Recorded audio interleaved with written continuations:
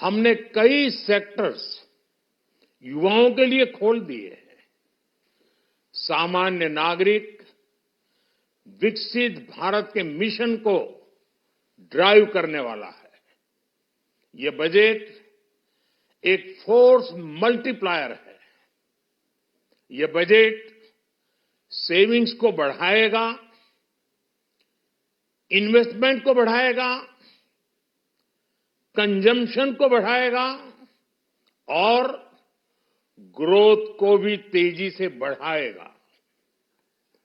मैं वित्त मंत्री निर्मला सीतारमण जी और उनकी पूरी टीम को इस जनता जनार्दन का बजट, पीपल्स का बजट, इसके लिए बहुत बहुत बधाई देता हूं।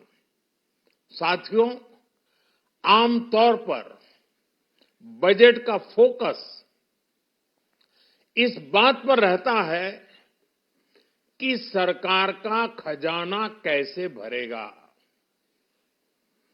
लेकिन ये बजट उससे बिल्कुल उल्टा है।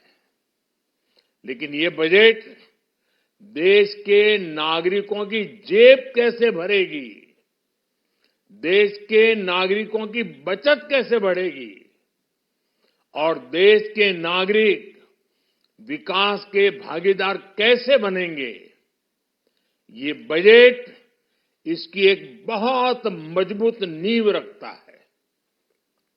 साथियों, इस बजट में रिफॉर्म की दिशा में महत्वपूर्ण कदम उठाए गए हैं। न्यूक्लियर एनर्जी में प्राइवेट सेक्टर को बढ़ावा देने का निर्णय बहुत ही ऐतिहासिक है। ये आने वाले समय में सिविल न्यूक्लियर एनर्जी का बड़ा योगदान देश के विकास में सुनिश्चित करेगा। बजट में रोजगार के सभी क्षेत्रों को हर प्रकार से प्राथमिकता दी गई है।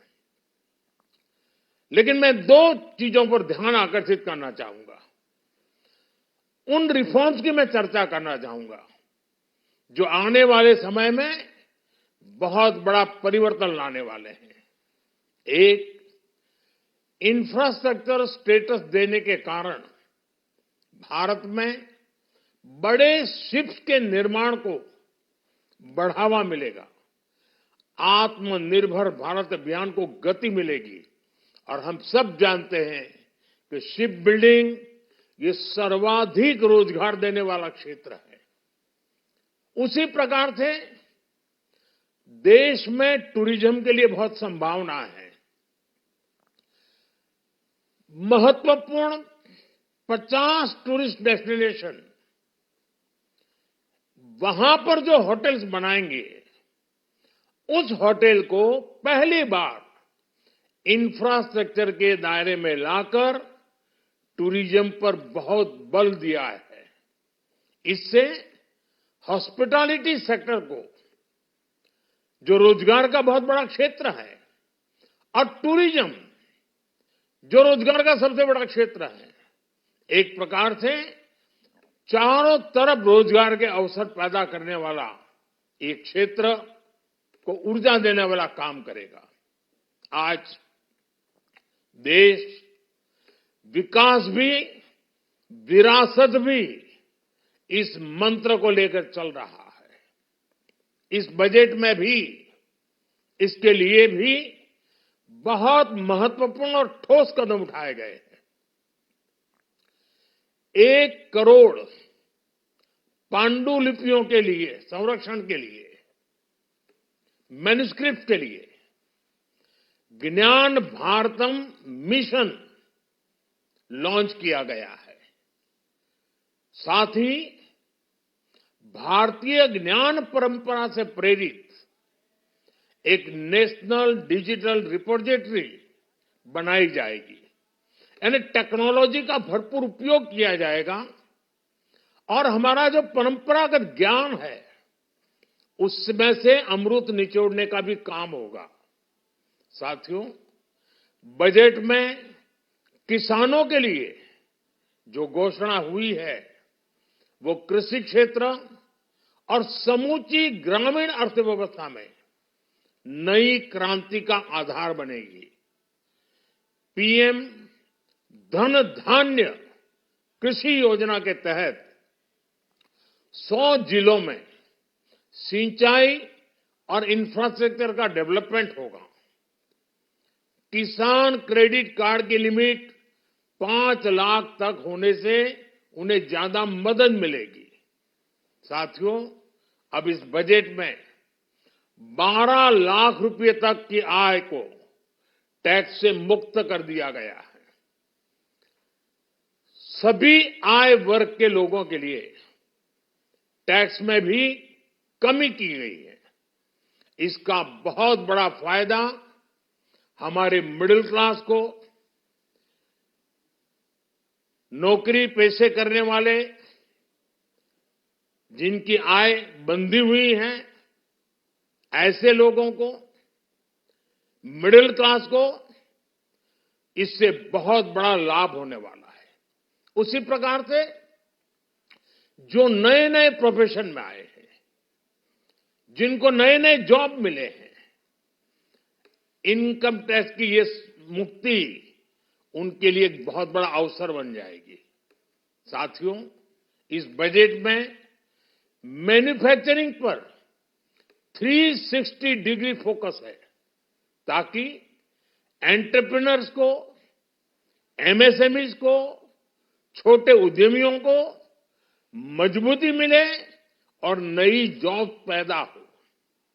नेशनल मैन्युफैक्चरिंग मिशन से लेकर clean tech, leather, footwear, toy industry जैसे अनेक सेक्टर्स को विशेष समर्थन दिया गया है।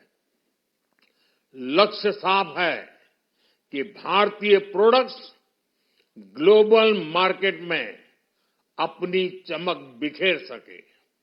साथियों, राज्यों में इन्वेस्टमेंट का एक वाइब्रेंट कॉम्पिटिटिव माहौल बने, इस पर बजट में विशेष जोर दिया गया है।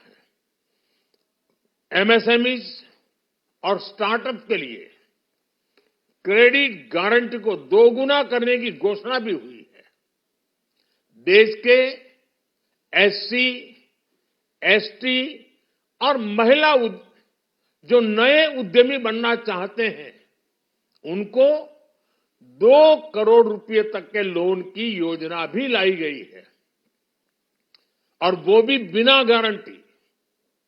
इस बजट में न्यू एज इकोनॉमी को ध्यान में रखते हुए गीग वर्कर्स के लिए बहुत बड़ी घोषणा की गई है। पहली बार गीग वर्कर्स का ई श्रम पोर्टल पर रजिस्ट्रेशन किया जाएगा।